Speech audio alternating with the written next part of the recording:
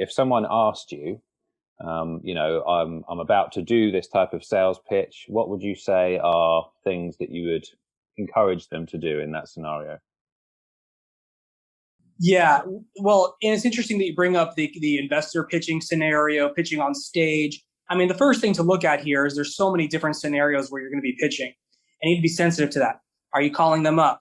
Are you emailing? Are you talking on an elevator? Are you talking in a cafe or a bar? Are you on a stage? Are you in their office? These are all different scenarios, and you need to be sensitive to those. The first thing I would say is that all of those things outside of the pitch, and I'll just say pitch, whether it's sales or investors or whatever you're trying to promote, the most important thing is all of the aspects outside of the product or service that you're looking at. So those aspects are like your professionalism, your communication skills, your ability to speak in front of a crowd, your ability to follow up in a prompt manner. All of that stuff is really crucial, and people understand that. So a lot of motivational speakers and everybody in that domain, they tend to speak about your energy, how enthusiastic you are, how inspired you are, and I think there's some real truth to that. I think you need to find your inspiration, find your why, if you will, and really understand what is exciting and compelling about what you're offering. If you're not excited and compelled about it, chances are the person that you're trying to sell to is not going to get that energy. So first and foremost, you really got to be inspired. You really got to be energetic. Would you agree with that?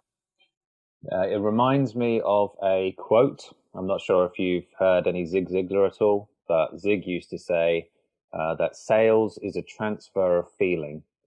And that kind of sums up exactly what you just said.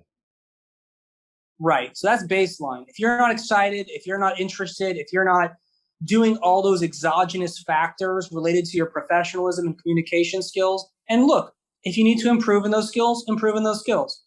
Like if you need to take courses on public speaking, I would highly recommend it. Or if you maybe just are a natural public speaker, that's great. Some people don't have that skill. And by the way, public speaking is a good skill, even if you're not pitching publicly. It's about confidence, it's about conveying ideas, it's about presentation.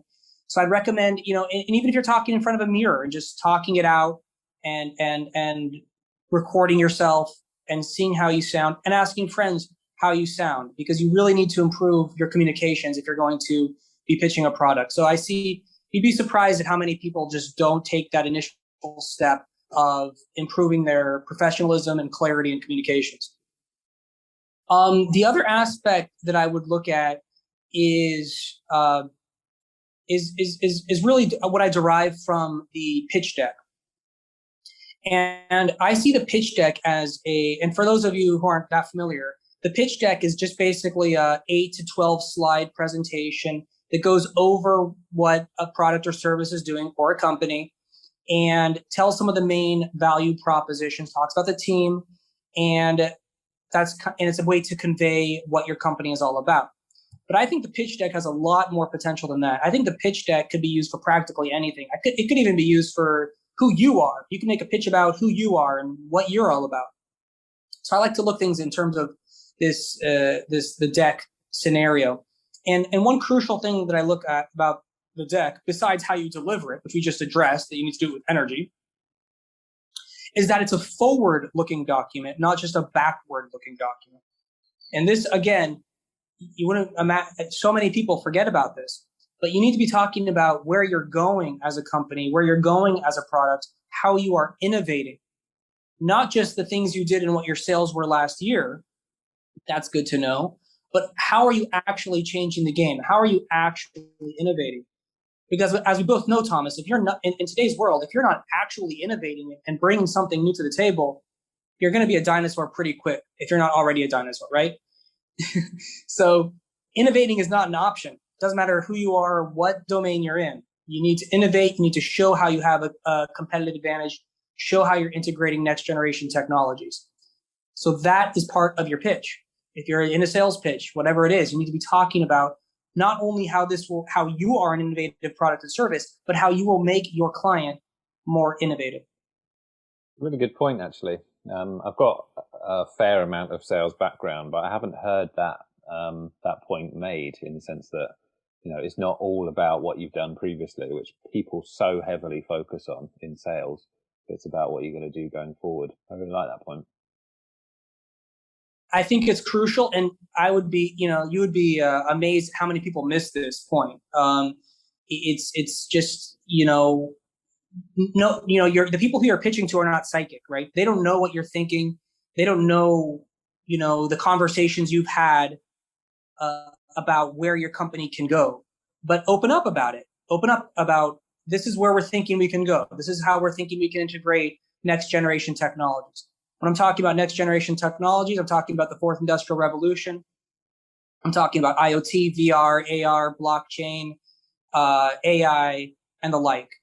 These are the technologies that investors and your clients will look for in terms of, is there some connection to these technologies? Because we know those are going to be more and more prominent in the future. Well, you touched on something as well, which I have covered before, and I think it's worth highlighting. And that is, don't assume knowledge on the part of the person that you're speaking to. So, you and I might have education or information about our particular businesses, but don't assume that the person you're speaking to has that knowledge. And so, like you said, they're not psychic. They need to be told, in that context, what your plans are and where you intend to go with it. Exactly. And particularly on the innovation front, because even if they get some idea about what your product is all about, how are they going to know how you're going to change in the future? How are they going to know what your plans are? How are they going to know how you're thinking, how you're going to change? No one wants a stagnant product or a stagnant service, so that's the part where it's more of a conversation. And if you need to read up on innovation and look at, well, what are your innovation methodologies you're applying, do that. Innovation is a very loaded word, and I don't think we're going to have enough time to really go into it now, but it's a really complex and dynamic field. So you need to understand, if you're innovating, you need to know how you're innovating, why you're innovating, and so on.